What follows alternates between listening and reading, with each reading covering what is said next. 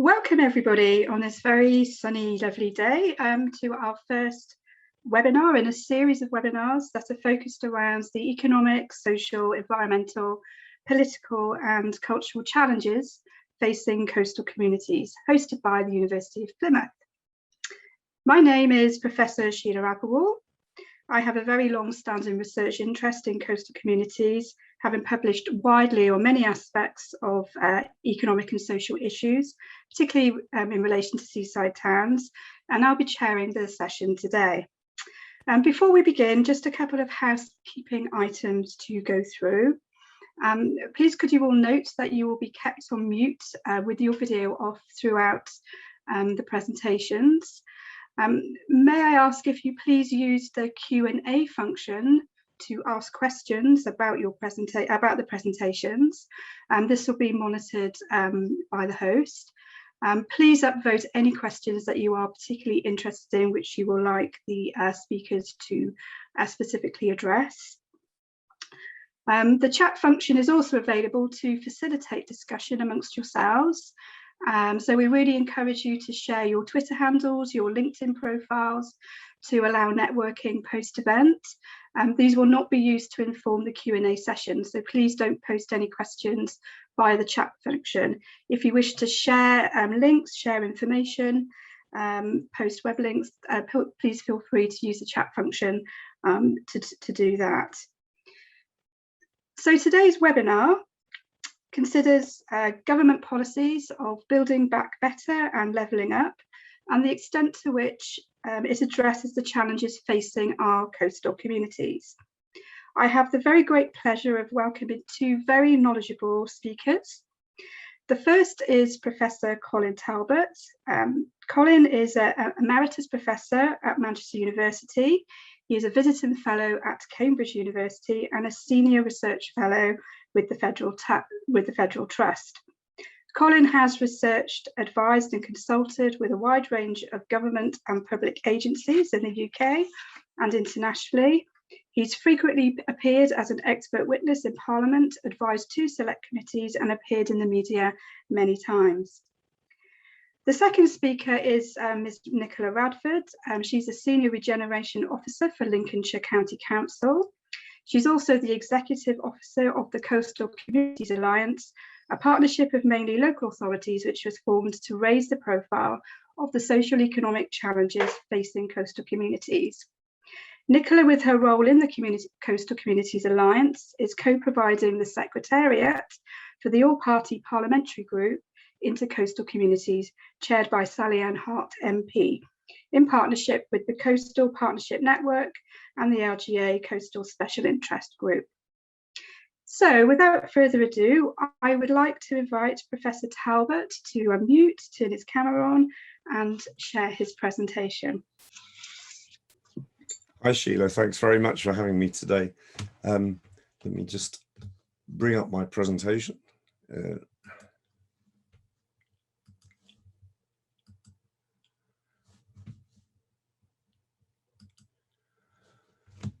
Okay, for those of you who don't know, that's the Seven Sisters outside Dover, which is where I was born and grew up, because although I'm not necessarily an expert on coastal communities, I grew up in two of them, Dover and Barrow-in-Furness, very different coastal communities with very different histories, but both of which, interestingly, have been through quite enormous transformations over the last 50 years. Just to give you some little idea for both of those, to the left of Dover Castle, where the eastern end of the docks are, most of that was water when I was a kid. It's been landfilled since then, and the number of ferries coming in and out of Dover Harbour has probably gone up tenfold since I was young. And on the other side, in Barrow, when I left Barrow in 1969, when I left school, there were about 17,500 people working in the shipyards at that point. It's down to about 3,000 now. And there was actually an apprentice school near where the large white sheds you can see are, which took about 300 apprentices a year. which was provided by the yards themselves. That's derelict now and gone completely. So there's been some enormous changes taking place in both of those towns, which I'm pretty familiar with. But what I want to do today is not talk directly about coastal communities in detail, but I want to provide some sort of framework for thinking about the way in which governments can help coastal communities or hinder them, for that matter.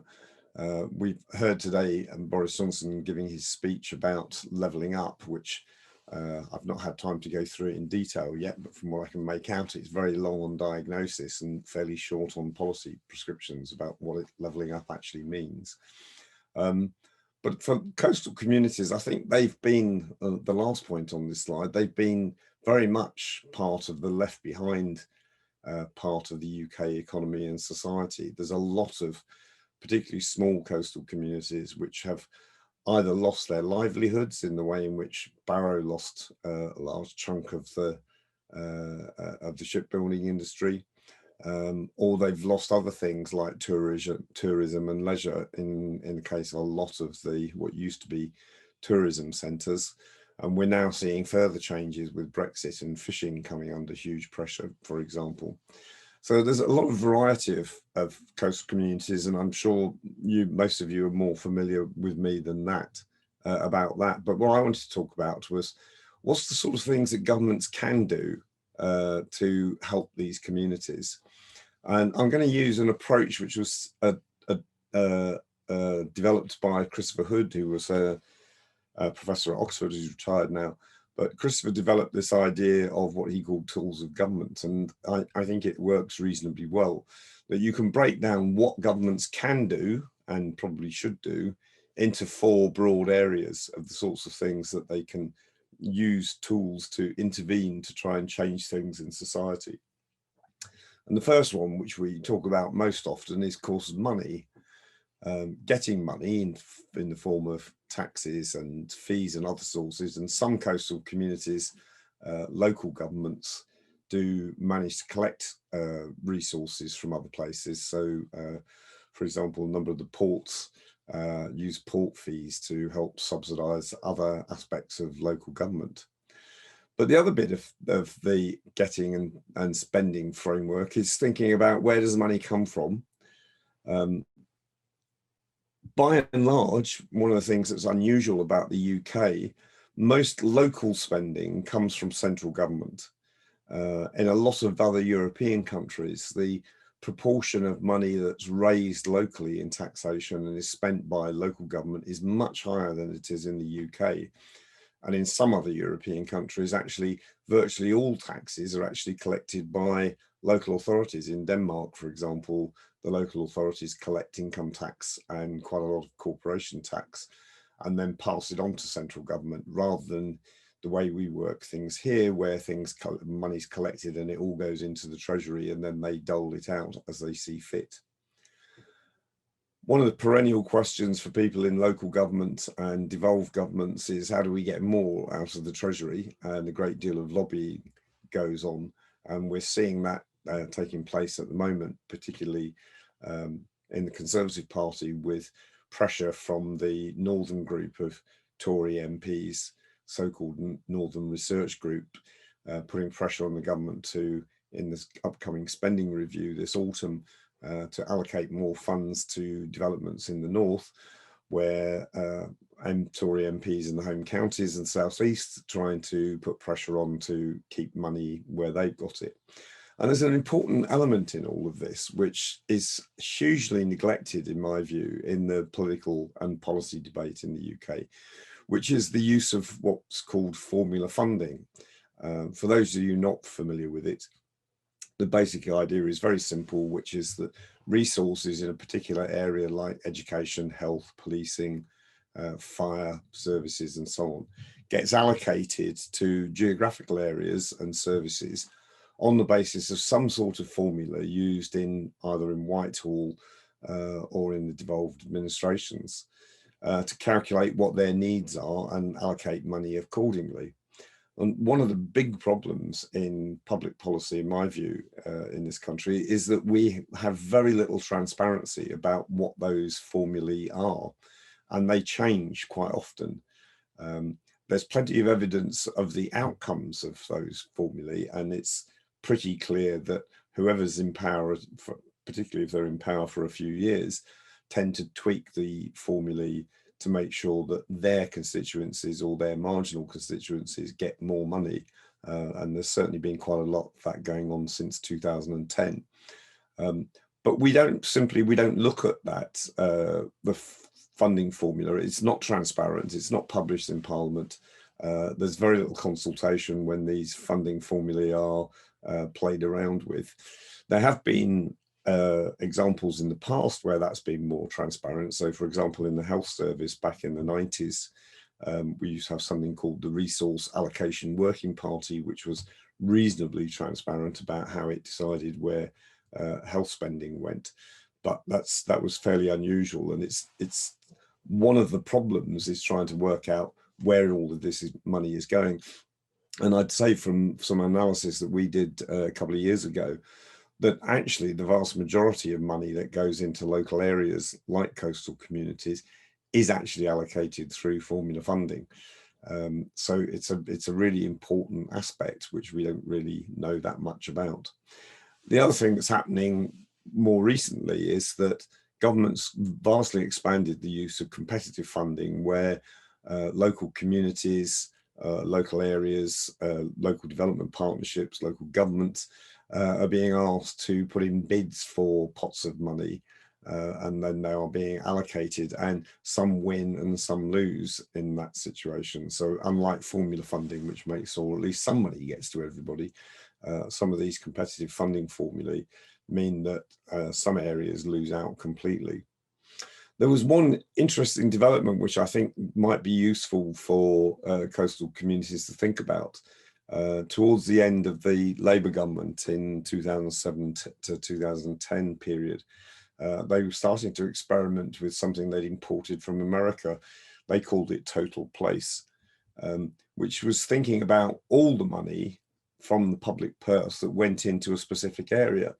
And it's quite surprising, actually, when you examine public funding in that way, how much money does actually go into a particular area, because a lot of it comes directly from central government through things like universal credit and various other subsidies that are paid out to people, paying for things like DWP offices, all comes through central government. And when you actually look at that for an area, we did it for Greater Manchester a few years ago. Something like half the public spending in Greater Manchester was actually coming directly from central government into the area, and local authorities, local government had no influence over it at all. And this is important because the reason this idea came up in the United States was because they'd identified what they called the $1 million block, which was they found in some cities over $1 million was going in. If you added in the cost of people who were in prison, the cost of the criminal justice system, the cost of housing subsidies, the cost of welfare payments, the cost of education, all the other things, there were huge amounts of money being poured into some areas, but with very little result, because it wasn't coordinated and it wasn't clear if they were actually going to the right things. So I think that's something that maybe it's useful to think about in relation to coastal communities, whether or not some sort of analysis like that would actually help to understand better what the dynamics are locally. And I don't know whether everybody's done that or not, but it would be, I think, quite useful. The second area of government tools is the use of government authority, which is about making laws, rules, guidance, etc. And one of the problems that we've got in this country now, and I think it really is a problem, is that we have a very fragmented system of governance across the UK. So we have what some people call multi-level governance, which is there are multiple sources of authority that make laws and rules and guidance. It used to include the EU, but that's gone, although there's still one or two areas where there's some implications from EU particularly for coastal communities. But we have the UK government, devolved governments, local governments, multiple public agencies, some international agencies which have some authority over some regulatory issues. And it's becoming increasingly difficult to know who's actually making the rules about a particular area. So for example, and I'll come on to this in a minute also about organisation, one of the problems that's coming up now is that the UK central government, or the union government as they're taking to calling themselves more often, are using authority to make interventions into the areas of devolved government to do things which the devolved governments themselves may not necessarily want to be done in that particular way. And it's a quite deliberate strategy from Whitehall to try and reassert union government over some of the central government and local governments as well. So I think there's some real issues there about the confusions and contradictions between these different areas. And there's some obvious flashpoints for coastal communities coming up in the near future. The whole debate around free ports, which, by the way, the government says we couldn't have had until we left the European Union, although there are several countries in Europe who've had free ports, and we've had free ports ourselves in the past. But there's going to be some interesting issues about who decides who gets free ports and how they're regulated. And obviously the issue of fishing, which there's going to be some serious conflicts between, I think, central government and particularly the Scottish government over how fishing is regulated in the future. And that links also to the organisation of government, because we've got UK central government, which is a strange beast now because it's both the UK government and effectively the English government. One of the things that's frequently forgotten when you see people popping up on the TV from Westminster ministries like Education and Health is actually they're the Secretary of State for Health in England, or the Secretary of State for Education in England, and they have very little responsibility for education and health in the devolved territories, and that's become a lot more apparent during the COVID pandemic and the policy responses from the devolved governments. But it raises all sorts of, again, confusions about who's actually in charge and who's actually organising support for local development, and particularly in this case in relation to coastal communities.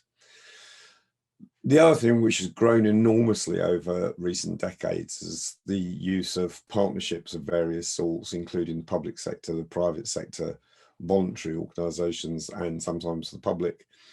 And in a lot of localities, there have been very big, rapid organisational changes, particularly in some of the ports, coastal communities, over the effects of Brexit.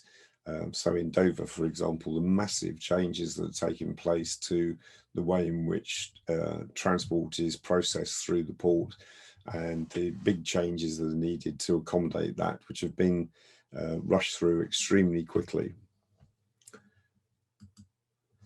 The final one, which I think is really important for what Sheela and Nicola are trying to do with work at Plymouth and work with the all-party parliamentary group, is information. People forget that in the age of big data, government still has a central role in collecting information about society, providing that information, and if it chooses to not collect some information, so if it chooses, for example, to not focus on collecting information about what's going on in coastal communities, it's quite difficult for anybody else to have the leverage to be able to collect the right sort of information together to make proper analyses.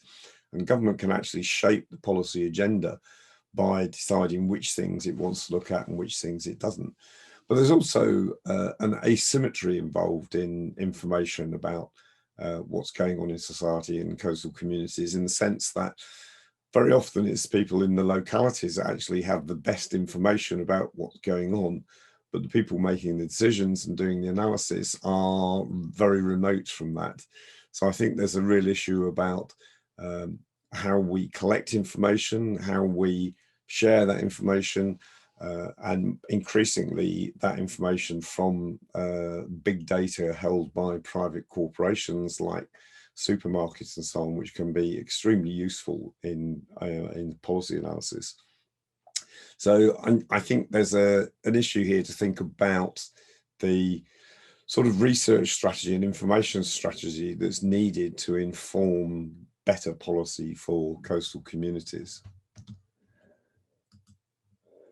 Ooh, sorry, jumped over a slide. And the final thing I just wanted to say is, how do all these four things interact with one another? Because one of the problems, because we have a fragmented way of making decisions about all of these things, is that we can quite often end up with policy in one area actually contradicting policy in other areas and pulling in different directions. And I think you need this sort of holistic view of what's going on around policy to make sure that you're actually taking into account all of these dimensions, not just focusing, as tends to happen, on money, but making sure that you're taking into account who's got the regulatory authority to do things, who's got the organisational ability to do things, and who's got the information to make policy decisions. I'm going to leave it there. I've put a slide on with all my contact information. If anybody wants to contact me, I'm quite happy to do that. But thanks very much. Back to you, Sheela. Okay, thank you very much, Colin.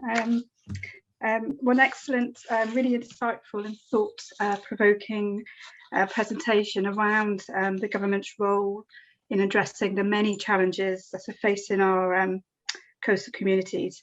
It's raised a lot of questions in my mind, which I'm going to have to keep on hold for slightly longer, which I'll save until after the second presentation.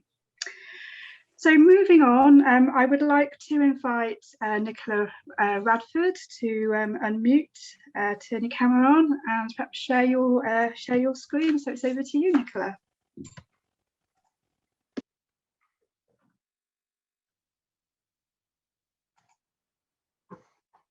Sorry, I have got my screen there, and it's gone.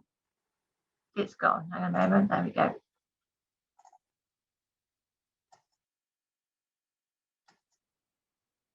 Thank you. Yeah, good afternoon. As Sheela says, I'm Nicola Radford, the Senior Regeneration Officer at Lincolnshire County Council and the Executive Officer for the Coastal Communities Alliance. The Coastal Communities Alliance has previously detailed reports and a series of discussion essays about the challenges and opportunities for coastal communities, and subsequently produced position papers on coastal regeneration to present as evidence at the recent House of Lords Select Committee into seaside towns. And I've worked with the Ministry of Housing, Communities and Local Government to support their coastal initiatives like the Coastal Communities Fund and the Coastal Towns teams. The CCA has also been working with Plymouth University around the wider coastal agenda and the need for a recognised coastal definition and central repository for coastal research, evidence base and potential solutions to deprived coastal communities. So I've been invited here today to start discussions on the levelling up agenda and the impact on our coastal communities. When we initially started these discussions, the world was in a very different place, socially and economically, and the longer term ramifications of COVID on the economy are only just starting to come forward. So the wider levelling up agenda is currently very fluid. But I'll give you my opinion today on what the government's levelling up agenda means to me for England's coastal communities. Instead of bombarding you with all the statistics that I've written in a report, I'll send that through afterwards, and that's my evidence base with regards to this discussion. So that will come through to you later. So to set the scene, we have one of the most stunning and diverse coastal landscapes of any country in the world, an island nation with strong coastal heritage, seaside communities and towns. And whilst it's full of wonders, it's no stranger to the complex challenges. For the past few decades, coastal areas have topped the list of most vulnerable places in the country to economic and environmental shocks, higher levels of unemployment, deprivation and educational underachievement. And these have been compounded by dwindling public resources, increased pressure on coastal and maritime ecosystems and greater vulnerability to the impacts of climate change. The Communities and Local Government Select Committee report in 2007 first established the need to look at coastal towns and their particular challenges. The parliamentary report, now 13 years old, highlighted many of these challenges listed above as long-term trends, and it concluded that seaside towns are the least understood of Britain's problem areas, and that the government does not sufficiently appreciate the needs of our coastal towns. Since then, many of these challenges have been recognised and documented in academic reports, policy papers and media stories, including the most recent House of Lords report on seaside towns. But still, the intrinsic challenges have not been resolved and the communities remain lagging behind their urban and rural counterparts. The impact of the COVID pandemic on coastal communities is still manifesting, but research has already identified that coastal towns are the most vulnerable to the economic impact of lockdown.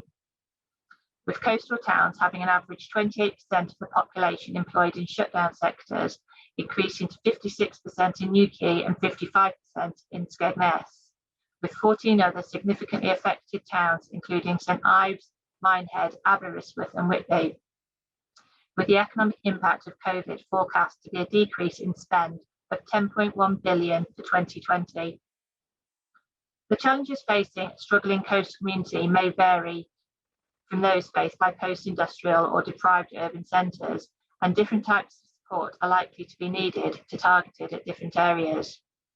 But analysis indicates that in general, left behind areas are not the areas most vulnerable to economic impact of COVID, but there are important exceptions. We ought to be particularly worried about the fate of deprived coastal communities that were already struggling and now appear especially vulnerable to the short-term economic impact of the pandemic. Targeted support for those areas and communities may be necessary in the months and years ahead. Added to those economic issues, our shores are extremely vulnerable to the impact of climate change. 54 out of 82 local authorities on the coast have declared a climate emergency, with coastal flooding and erosion posing an ever greater threat. Against a backdrop of macroeconomic growth, many residents along the British coast have yet to see the resulting benefits in their daily lives of previous economic initiatives, with disparity between Britain's coastal towns and its inland economic hubs growing in recent years. Coastal communities have previously benefited from the Coastal Communities Fund. This fund has supported projects all around the UK coast, delivering sustainable growth and jobs in coastal areas. The government supported 178 projects throughout England through £182.9 million of coastal communities funding, and this funding was key to working towards the levelling up of deprived communities. There are currently no plans to continue the CCF in England, although Scotland and Wales are continuing to invest their Crown Estates money into their coastal communities. So we need to ensure that any future funding regimes are either targeted at coastal communities or funding is ring-fenced towards levelling up of these areas. What is the definition of levelling up, and will one size fit it all? So I think that before the government makes firm decisions on how the levelling up agenda works, they need to think carefully about where. Is the focus to be on reviving left behind towns and struggling coastal communities as economically successful places in their own right? Or is the priority to boost the productivity of the UK's largest cities outside London, which lag behind similarly sized cities in other countries, as a means of boosting their wider regions? If the government seeks to be all things to all places, it risks spreading the resources too thinly, and again, peripheral coastal communities will continue to lag behind. How then do we assess where areas might be classified as left behind and in need of levelling up? Support for areas badly affected by the economic fallout from COVID and or by economic changes related to Brexit will also need to be incorporated into the levelling up agenda. For the most part, the traditionally left behind areas of the UK are not those most exposed to the short-term and economic impact of COVID. However, a number of deprived communities, such as Blackpool, Great Yarmouth and the Isle of Wight, appear to be both left behind and particularly vulnerable to the immediate impact and fallout from the pandemic.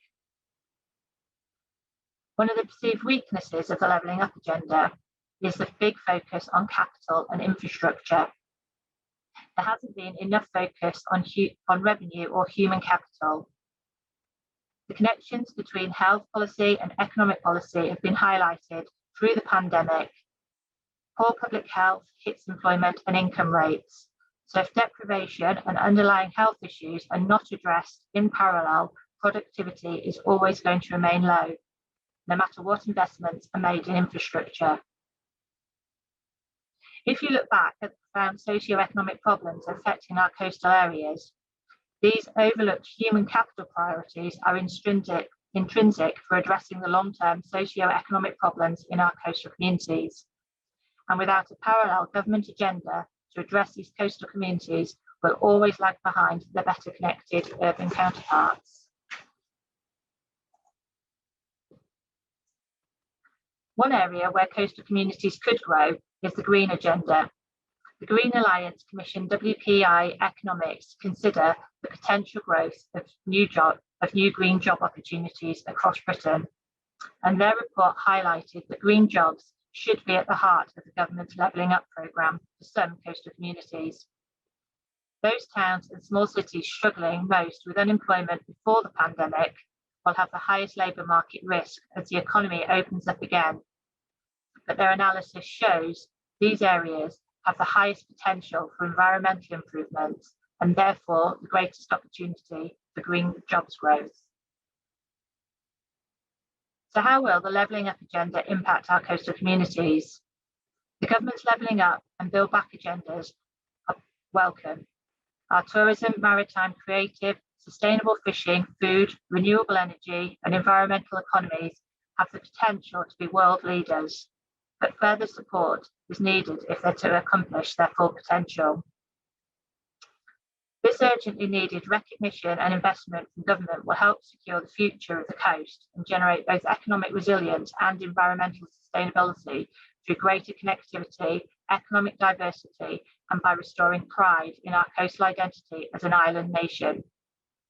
There is a clear and urgent opportunity to improve the lives of millions of coastal residents and the experience of the 248 million visitors who visit the coast each year.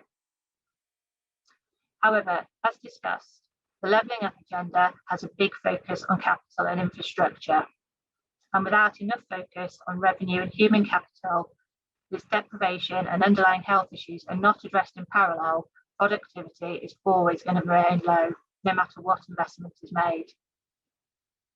So, in conclusion, along with targeted government funding, a collaboration of existing national coastal strategies which highlight previous lessons learned to tackle coastal inequality is needed, founded on an evidence-based assessment of what is driving it and what policies are most likely to reduce deprivation and inequality in our coastal towns.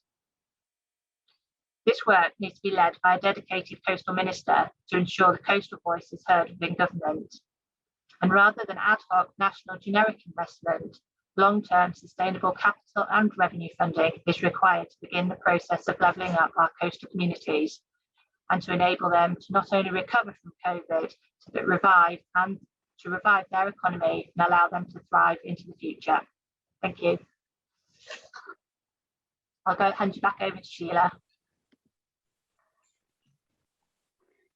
Thank you. Thank you so much, Nicola, for another fabulous presentation, which clearly demonstrates many of the challenges on the ground that our coastal communities are experiencing and which have been particularly exacerbated through the challenges posed by COVID. As Nicola has mentioned, at the University of Plymouth, we are establishing a centre for coastal communities. Our ambitions are that it's multidisciplinary, but more importantly, we are aiming to advance, coordinate, facilitate and undertake research, exploring all aspects of living in coastal communities across the UK. Its intentions are to develop theoretically informed, stakeholder-led policy recommendations and provide a focus and core resource for public, private and third sector organisations charged with addressing the complex mix of social, economic and environmental problems faced by our coastal communities. Within that work, we're also engaged in a number of externally funded grant applications, one producing a coastal classification and the other focusing on modelling social outcomes. One of the key outcomes of this webinar series is to try and build a strong local, regional and national network of policy, academic and community stakeholders, all of whom are interested and passionate as we are in coastal communities. The purpose of this network is to develop a vehicle and some mechanisms to foster and stimulate long-term capacity building with the aim of informing policy and research priorities and enable the identification of strategies, mechanisms and measures to help address the challenges facing coastal communities. So to help us with our aspirations and our ambitions, you will all have access to a webinar feedback sheet. This not only provides us with information about the format of this webinar, which will help us fine-tune further planned future events, but it also enables us to start forming this network of policy, academic and community stakeholders, and to gather your views on the aspects which most interest you and what you believe are the key research and policy priorities. So if you do wish to be part of this network and express your views, please do complete the feedback sheet. Okay, so that is enough from me. We're running quite a little bit ahead of time, so we've got lots of time for questions. So please do put your questions in the Q&A function, which we can pose to the speakers. So please don't be shy, and you're all very quiet today. So please post any questions in the Q&A section. But while you perhaps have a think, I've got a question to start, a couple of questions to start the ball rolling, and that is, which organisations, and this is to Nicola and to Colin, which organisations or who has the power to make a difference? What can really be done to make a difference as well? Any thoughts from Colin and Nicola? Who wants to go first? I'll go on. First, Colin, you were the first speaker, so you can go first. Thank you, Nicola. Well, as I said, one of the issues in the UK is our complex system of governance now. So in Scotland, Wales and Northern Ireland, the devolved governments have a much bigger role to play than in England, where it's very much Westminster and Whitehall that makes the decisions. One of the things that's happened to local government, particularly in England, so local government in coastal communities, over the last decades, has been a tendency for central government, and this is not necessarily a political point because it happened to some extent under the Labour government as well, to have a sort of attitude which was anybody but local government, and to force a lot of local development programs into partnership structures where local government didn't really have the authority to make decisions.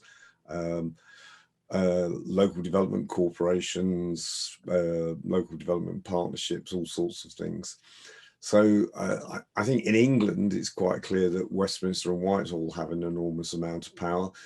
In Scotland, Wales and Northern Ireland, it's more the devolved governments, but I think that's beginning to shift as well because of what I said earlier about a change in attitude by the Westminster government, where it wants to intervene, particularly as Nicola's point, a lot of this stuff is about infrastructure and capital expenditure, that they want to be the people who make the decisions in Whitehall and Westminster about infrastructure developments in Scotland, Wales and Northern Ireland, and not necessarily the devolved governments. And I think that's going to become a point of severe friction between the central government and the devolved governments. So I think there's a real problem about, you know, who has actually got the power in this situation to make the decisions. And there is some quite serious friction emerging between the different levels of government, which I think needs resolving before we can really make any headway with some of this stuff. Okay, thanks, Colin. Nicola, have you got any thoughts? I think that there's a lot to be said about having local delivery and local input into how projects and funding is spent and allocated, because local areas know what their local individual situations are and how probably potentially those issues can be addressed. And that's been quite useful through, say, the Coastal Communities funding, where we've been able to have that flexibility around how you deliver things in your area. And we're looking at term times around delivering courses outside of traditional term times, because our traditional tourism season goes on until October half term and then goes through till sort of March, April time. And if you're in a hospitality or tourism business, you're not going to want to stop at the end of that summer season to start college. So we're looking at how we can work with the colleges to provide training and things outside of those times, so that you've got more local ownership and people can access higher education. So I think having a generic one-fits-all funding formula for the whole country doesn't work, because every area is different, and even in coastal areas things don't fit into a nice little box. So I think a lot of it has to be going down to local level delivery and decisions of how that funding's spent and allocated. Okay, thank you both. Got some questions coming through now through the Q&A. Sheela Asthana has just made an observation, really. It's around funding formally, which I know is her specialist subject. And she said that she knows that they're poorly understood, but they are becoming more transparent. But there is variation in expertise between departments. So that was just an observation. I don't know whether you've got anything. Yeah, can I just make one comment on that? I mean, one of the interesting things I think is that funding formulae are incredibly important where you've got multiple levels of government in particular. And quite a few other countries have come up with ways of dealing with this that, in my view, are much better than the way we deal with it. So if you take Australia as an example, which has a much more federal system than we have, they have something called the Commonwealth Grants Commission, which its role is a bit like the Office for Budget Responsibility or the Institute for Fiscal Studies. They analyse public expenditure and public need across the states and territories of of Australia, and they recommend funding formulae. They don't make the decisions; it's up to politicians at state and federal level to make the decisions. But there is a body there that actually analyses objectively and independently those sorts of funding issues and looks at the sort of formulae that are applied to them.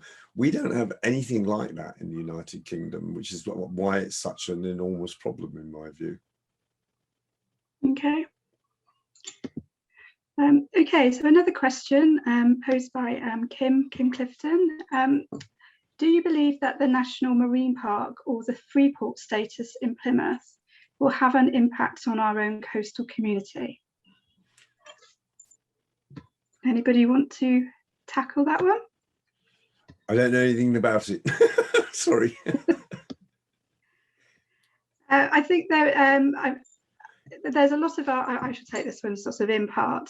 I think there are a lot of arguments to say that we don't make enough of our environmental capital in sustaining our coastal communities, and we are very blessed with a lot of environmental capital along the coast of England, Scotland and Wales and Ireland too. And so I think, yes, the National Marine Park will make a big difference in attracting tourism and boosting the tourism and hospitality sector, as many other sectors that supply that sector as well. There is quite a lot of controversy, I think, in terms of whether it's providing the correct sort of jobs, because as we know, they're seasonal and they're part-time, for example. There are also, I suppose, issues around local engagement with the National Marine Park and what it means to local people and their use. So there are sort of, I suppose, research questions that could be investigated around place attachment, place identity. But it's there's £9.5 million of national lottery funding that have been earmarked for the marine park, and I think there are lots of benefits, huge amount of benefits that can be stimulated, as a result of that investment in that environmental capital. Freeports I'm less familiar with, but again, Plymouth is quite peripheral, so I guess any kind of hub that's attractive to businesses and can lead to diversification of the economy can't be, has to be a good thing, particularly for the Southwest. So I hope that answers your question, Kim. Sheena's asked another question for Nicola. She was intrigued by your mention of shut down communities. How have you gone about classifying different types of coastal community? I think it was shut down sectors through COVID. So the hospitality sector and tourism sector was what I was meaning by the sectors that were shut down rather than the communities. But obviously it would have a wider impact on the coastal communities that those businesses were closed in. With regards to coastal communities definitions, that's an ongoing debate, obviously, that we're having with you and other universities as well. So there are discussions going on at the moment. ONS have done some work with MHCLG around coastal definitions, and I can circulate the response that we had when we went out to partners around how they're classifying coastal areas. So I'll send that through as well. Okay, thank you, Nicola. Okay, so another question. Nicola mentioned a bigger focus on levelling up with revenue and human capital rather than money into infrastructure. The attendee would be very interested to hear more about this and how you think this could be put into practice. Basically, it's great if you've got roads, you've got colleges, you've got everything else. But one of the things that some of the areas are lacking is around the skills-based side of things and education, and its investment in actual people around their health, their mental health, their skills and those sorts of things. So it's looking at, instead of just the infrastructure with regard to buildings and roads and rail, you actually need to invest in those communities who will be able to benefit from it, so that they can go into the factories, they can go into the transport networks and the digital side of things. So it's just going in parallel that there's a lot of investment in those towns, and if local communities and local residents can't actually have those opportunities to access those jobs or go into those colleges, then you're continually going to have that decline in your coastal residents. So instead of attracting people from outside the area, how do you grow your own community residents into those jobs and create those? So that's where I meant that we need to not just build things, we need to actually support the businesses and communities to be able to access those and benefit from them as well. Okay. Yeah, if I could just add to that, I mean, use Barrow as an example. I mean, Barrow had a highly skilled workforce back in the 60s, as I said, 17,500 people working in the shipyards. They lost a lot of that during the 80s and 90s.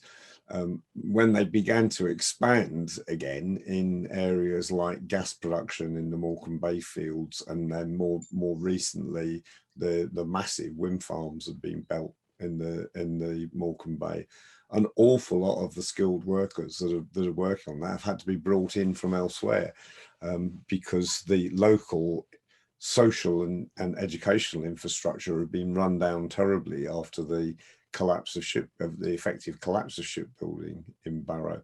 And I think that's what Nicola's talking about, that, you know, if you're getting good economic development, but you're having to bring in people from outside and the job opportunities aren't there for local residents because they had not got the right training and education, And as far as I can see, I mean, I haven't looked at it in detail, but in Barrow, the FE sector in particular has been run down tremendously.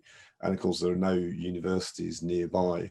The nearest is in Lancaster, which is some considerable distance. So, you know, it's sucking in skilled workers from elsewhere. There's a few, you know, one of my nephews works on the wind farms now, who used to be a marine engineer. But most of the people who've been sucked in have been brought in from elsewhere.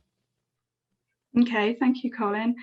Certainly from my research perspective around seaside towns, having just sort of modelled the productivity within 58 of the largest seaside towns, the results of that modelling show that it's a mixture of people and place, those factors that have to be addressed together.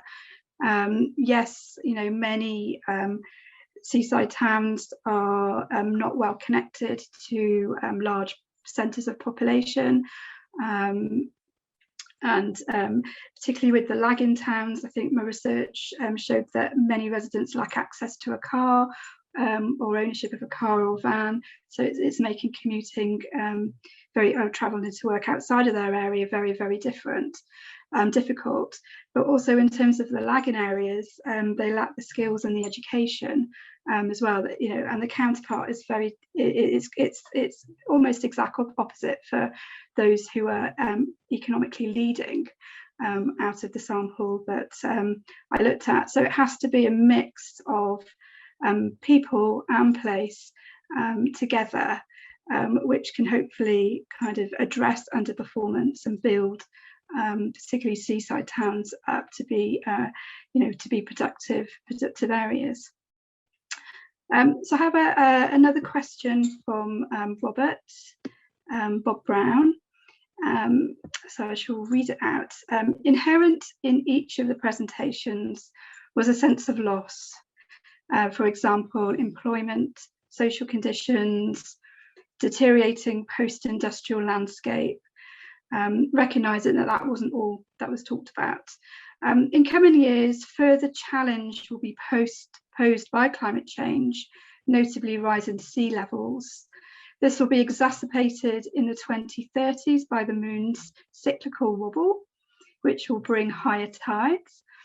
In this context, being sort of intentionally provocative here, should we simply recognise that some coastal areas are lost and that we need to rethink how we re-engage with them?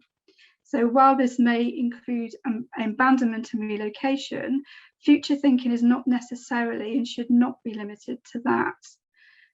Any thoughts, Colin and Nicola? You're muted, Colin.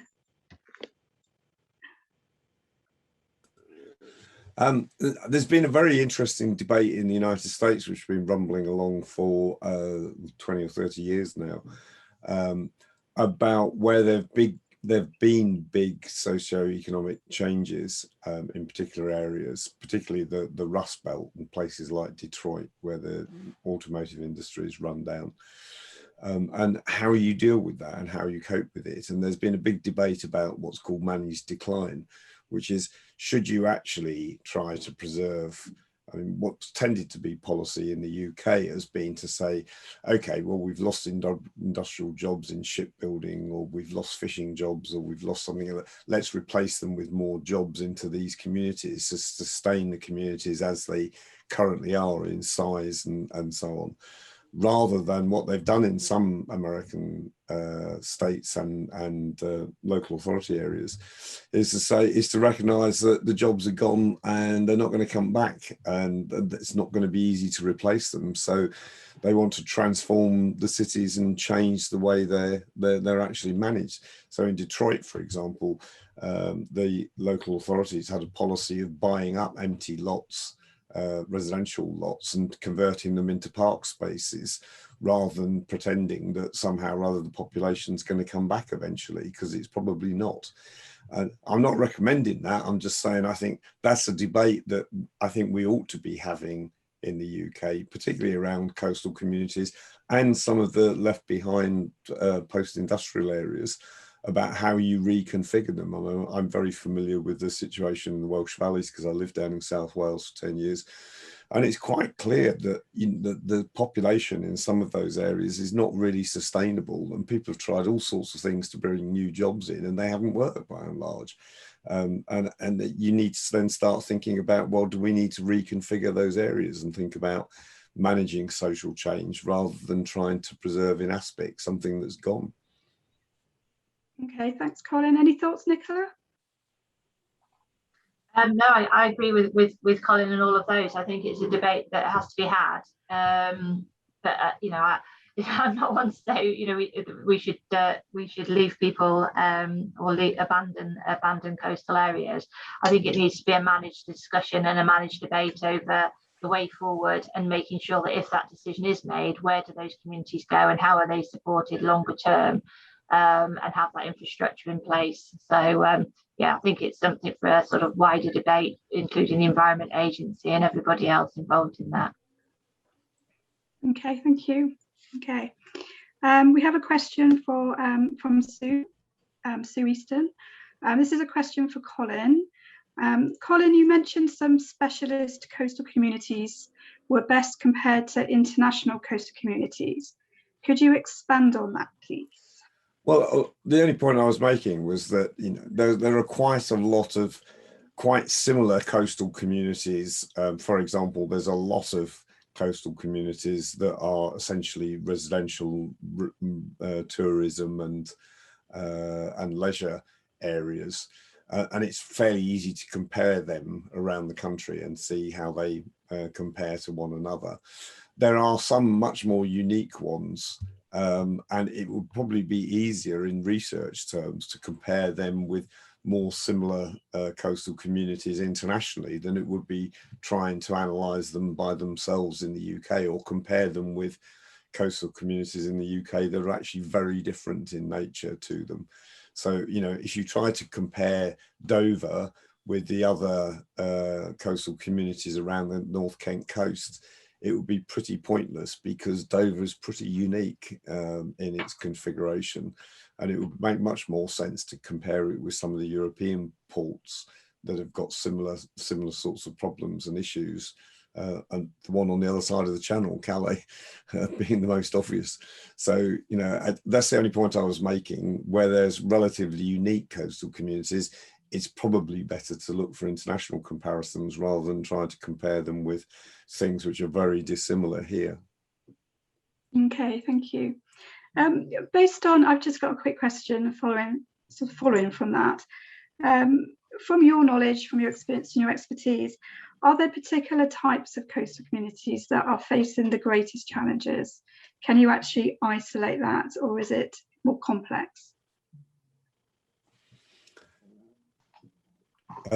Nicola, do you want to? I was just looking at from sort of the work we do through the Coastal Communities Alliance side of things. Some of the areas, sort of the post-industrial ones that are on the coast that have been dependent on those industries through the years, where there's been no other sort of businesses to move them onto of such a high scale. But also the seasonality of some of the coastal areas as well, where they haven't got call centres to go into 12 months employment and those sort of things. And I think that it's still coming through, but I think COVID is going to actually highlight quite a lot of where those gaps are, about where those people have gone into businesses or haven't been able to, and what the impact's been in those sides of things. Because, you know, the gaps in employment at the moment in the hospitality sector, where people have now decided that actually it's not for them anymore, they've gone into retail, they've gone into other jobs, have showed that how fragile that sort of economy is in those sort of areas that are so dependent on hospitality, the visitor economy and seasonality. So I think those areas you will sort of, you know, be interesting to see the research that comes out of, you know, how this last year's impacted on those and the long-term employment side of things. Okay, thank you. Yeah, I'd just add to that I mean, we don't know yet what the impacts, long-term impact of particularly leisure travel and tourism is going to be on coastal communities in the UK. I mean, we saw a very long, slow decline in coastal communities that largely provided leisure facilities for people for domestic holidays.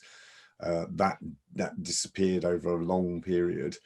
How much that's going to reverse as a result of COVID and people travelling less, combined with environmental issues about travel and so on, we don't know yet. And I think an awful lot of policy calculations which were formulated pre-COVID are going to have to be looked at very seriously. You know, a lot of the transport infrastructure stuff we're ploughing ahead with as if COVID's made no difference, where we've all been working from home for 18 months. And not travelling anything like as much, but we're carrying on with a lot of transport projects, which Boris Johnson was talking about a lot today, as if nothing had changed. Whereas in my view, I think there's going to be quite a dramatic change in people's transportation preferences. And that's going to have a big impact on demands on transportation infrastructure. We haven't factored that in at all to the policy debate yet. No, great point there, Colin. Really good point.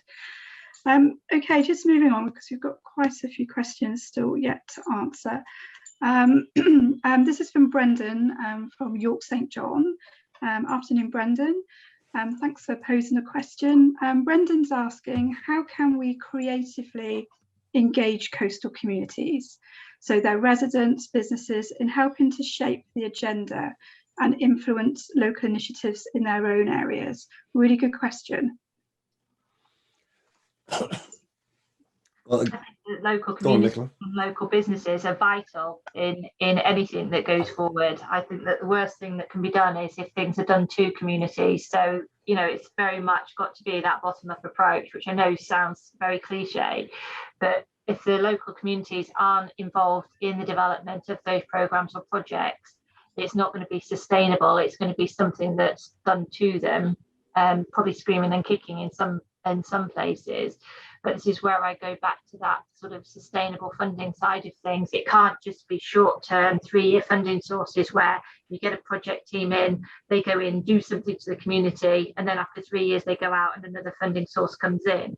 It's very much got to be sort of that longer-term funding where the communities are engaged, they're leading on it, and when that funding either runs out or things move forward, that community can champion those projects going forward and be the leaders and the advocates for what's happening. But if you just keep doing those short bite-sized funding sources that are reactive, you're not going to get the communities involved in all of those. So that's from the development side of things all the way through to managing those projects. That's the way forward, I think, to how you can take things forward. Okay, thanks, Nicola. Colin, any thoughts? Yeah. I mean, the underlying point, I think, is absolutely vital that unless you develop better social capital commitments locally to develop things, that it's not going to work. And I think we've been fairly slow in this country at picking up on quite a lot of international developments in this area. I mean, the ones I'm most familiar with are in North America, but there have been a lot of really innovative attempts at more democratic participatory systems for shaping agendas for cities and city regions in the US and Canada, using all sorts of interesting methods, which we've been but very, very slow to pick up on them. And in some areas, they've been doing it for 20 or 30 years now. And it's, you know, there's lots of stuff written up about it. It's not that difficult to do.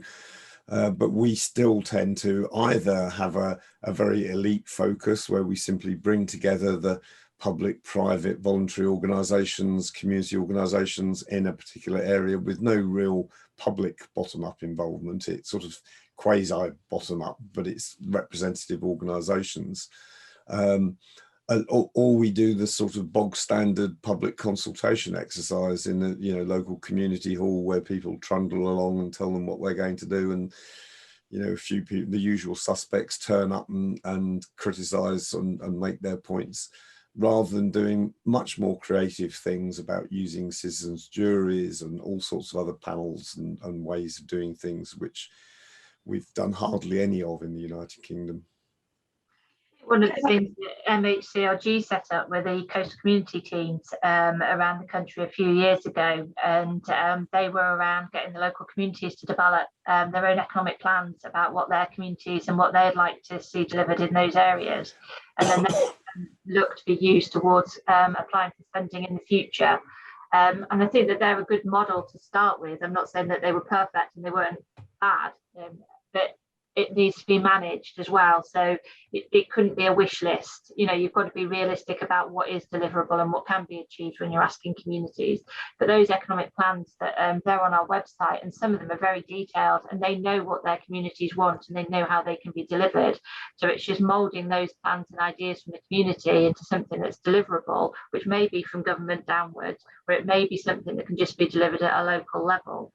So it's just managing those. But those plans were a really good way forward to starting to hear what the voices of the communities were and their ideas that came out of them, whether it's for something through the Arts Council or whether it's something through coastal communities funding. They were a good sort of model to start having a look at how the communities can be engaged and involved in their developments. Okay, thank you. I've just got sort of a follow-up question. I'm just thinking about some of the kind of I suppose the lagging seaside towns that we have in England. So say, for example, somewhere like Clacton-on-Sea. Would you say the community, how would you say these communities are relatively disengaged, and how would you go about encouraging community participation in, you know, these left behind communities where you've got groups of people feeling quite disengaged with what's going on around them? Well, as I said before, I mean, there are all sorts of techniques you can use for doing this. The use of citizens' juries and conferences and those sorts of things are pretty widespread now. I mean, Ireland, for example, the Republic of Ireland, used that, if you remember recently when they had the referendum around changing the abortion law. Before they did that, they had a big citizens' jury exercise in which they involved a lot of ordinary people helping to shape what the question should be in the referendum and how it should be run and all of that. And it was incredibly successful because they'd involved people. I've used a lot of these techniques inside individual organisations, and there have been some really interesting experiments inside individual public organisations in the UK and some private sector ones.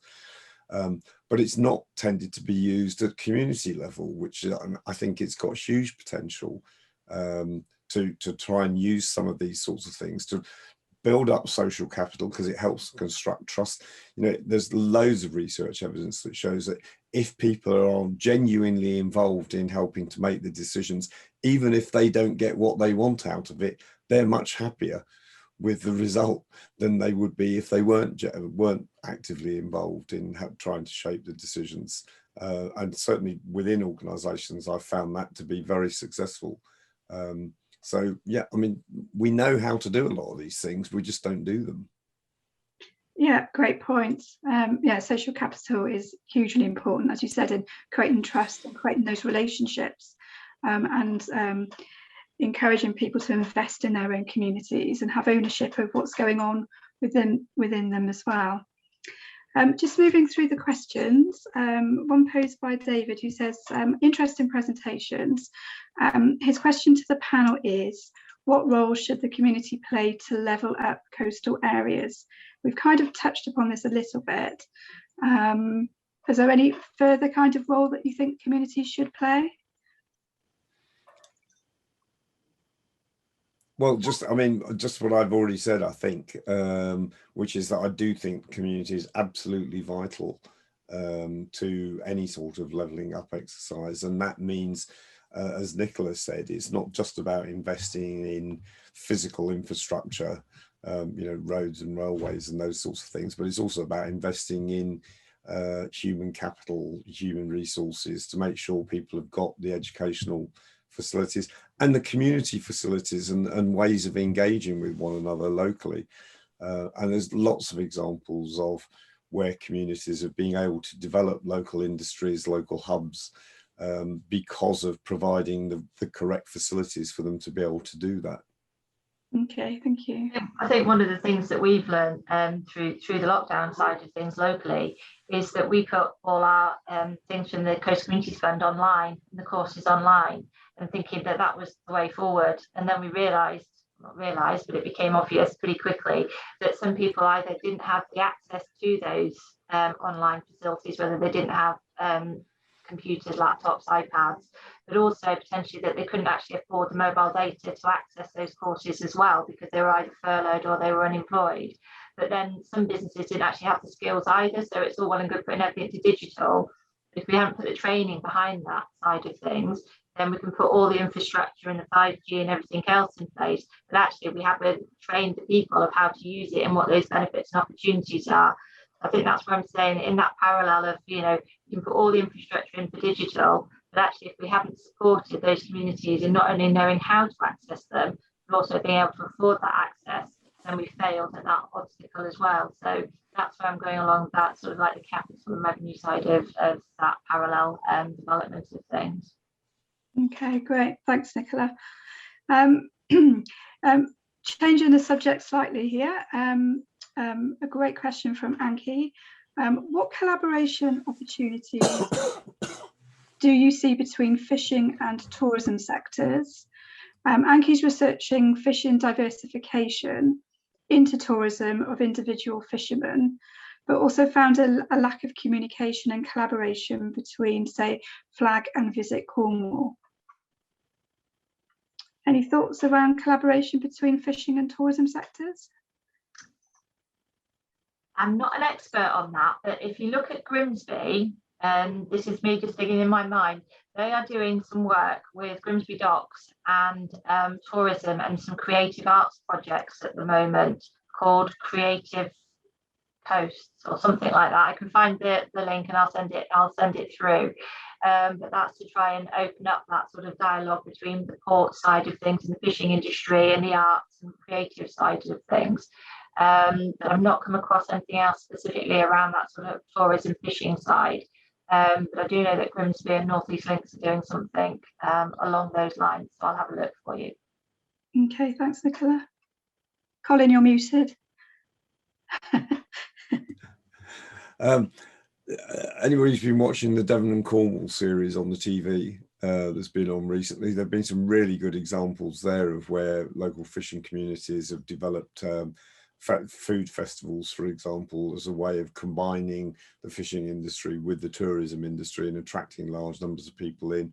And I think possibly one avenue to look at here would be to talk to people in the agricultural communities, rural communities, about the way in which they've diversified, and the whole sort of farm shops movement, picking your own. I'm not suggesting people go out and fish their own, but there certainly could be ways in which people could be much more involved locally. And again, it comes back to some international examples, and I'm aware from traveling around France at various points that local French fishing communities tend to be much more integrated with the local tourism industry, and a bit like the Devon and Cornwall stuff, where they use it as a selling point to actually bring people in during the summer to those areas, because they know they can go there and have a nice holiday and get lots of nice fresh fish, and and actually be part of the process slightly through various sorts of exercises. So I think there are ways of doing that, which we again, we're starting to do a bit, but we could probably do a lot more of. And also what we can do through the CTA is, if information is needed, is that we do send out emails through to our members and through things on Twitter and our newsletters. So that's a way of sharing best practice, and people do get in touch and say, do you know any areas that can help with X, Y, and Z? So we are able to broker those sort of connections. And as I say, we can send out those questions. So if you need any help with that side of things, if I don't know the answer, which I don't know the answer to everything, a lot of our partners and members do know somebody who does and can put people in touch. So as I say, just drop us an email and we can send that out on Twitter, or we can send out any questions through to our members and get that circulated wider. So we're happy to do that. Thank you, Nicola. I mean, certainly from my perspective, in relation to tourism, there is already evidence of, I suppose, fishing diversification into tourism, with the development of gastronomic tourism, I guess, in many seaside towns. So places like Whitby, for example, will showcase oysters. So you walk along the high street, and every restaurant is selling, local Whitby oysters. There are many other examples around England where you have examples. I'm thinking Padstow, for example. I'm also thinking St Ives down here in Devon and Cornwall, where the tourism offer has been diversified to offer to link into gastronomy and people's taste for the experience economy and going out and eating. So I suppose that's sort of a good example of where it's happened. The extent to which they deal with individual fishermen, I do not know at all, but it's certainly a very interesting research area that you've identified there.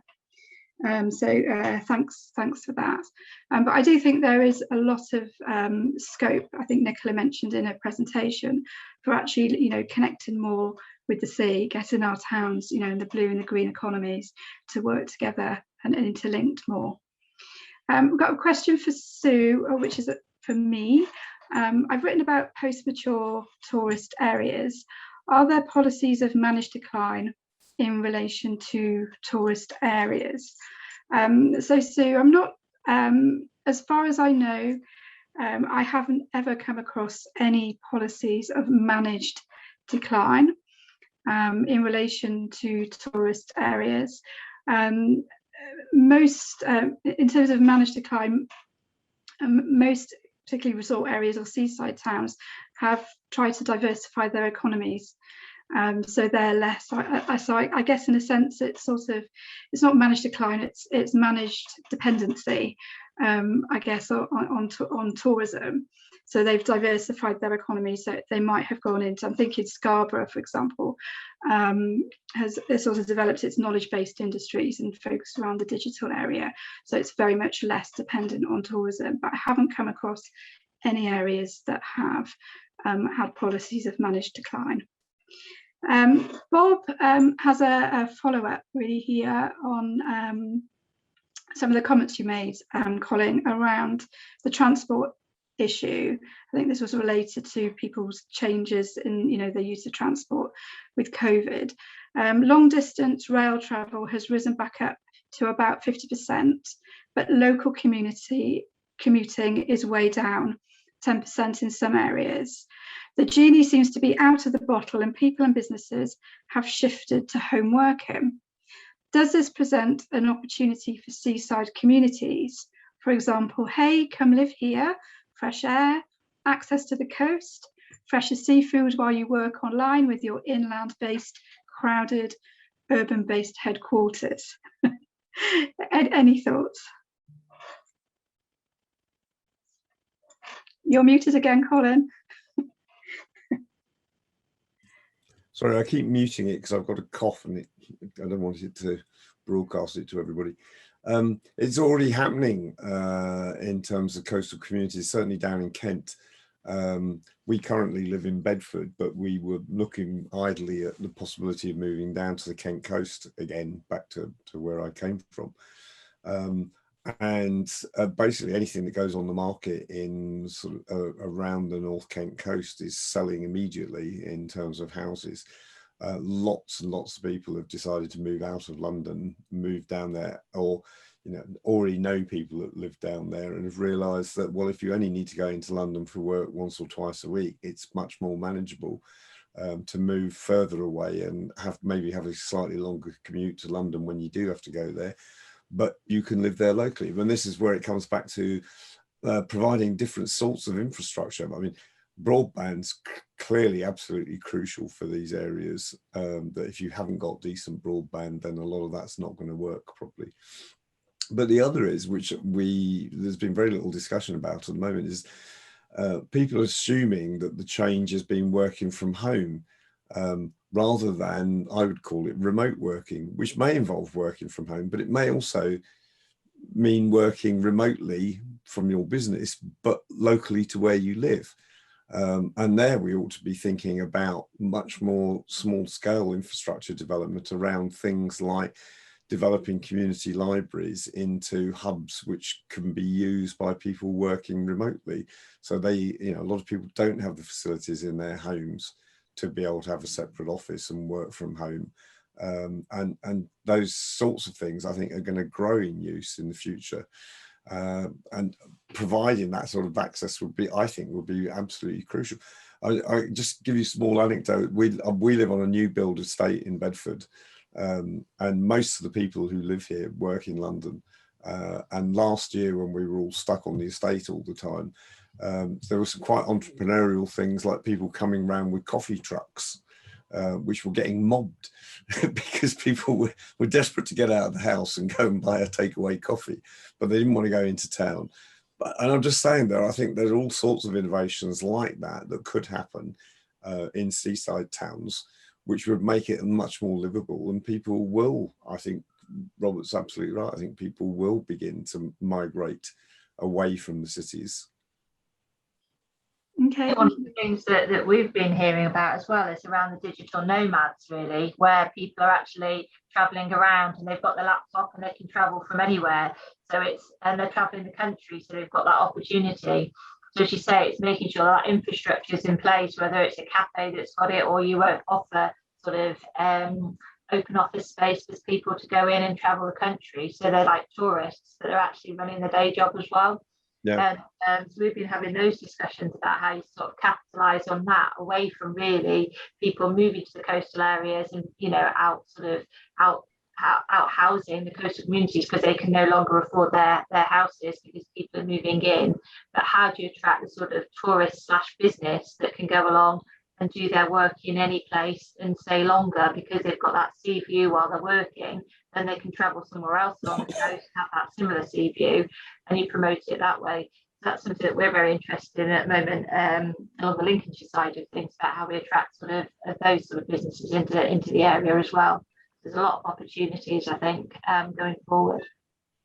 I think being a digital nomad sounds very, very attractive. Okay, we're getting towards the end of the webinar, so a couple of quick questions here. One from Peter.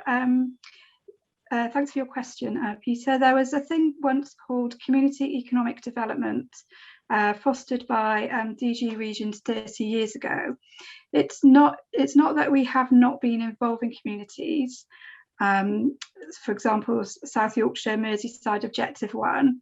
It is the UK's fixation for centralised government and bid and challenge funding that cut across community empowerment. Do we have to wait for a new political settlement before we can do what at local level is blindingly obvious? Great question. Thanks, Peter. Well, my answer would be yes. We do need a different political settlement about the way in which government is structured in the UK. As I've said, I think we've had a long-term trend to run down local government's role and over-centralise things, and I think that's getting worse at the moment. I mean, a lot of these challenge funds where you need your local MP to okay it before you can put in a bid, which is, massively centralising, not to mention politicising processes which ought to be run locally and involving local people. So, yeah, I think until we get a better settlement about the roles of local, devolved and central government, and a better understanding and better respect between the different levels of government, then I think we're going to continue to have problems with this. Yep, good point. Any thoughts, Nicola? No. No, I work at a local authority, so I'll leave that one to Colin. Thank you. Okay, I have one last question to pose before we start wrapping up the webinar. For you, what do you see to be the main research priorities for coastal communities? What is it that you think is really important that they need to know? You want to go first, Nicola?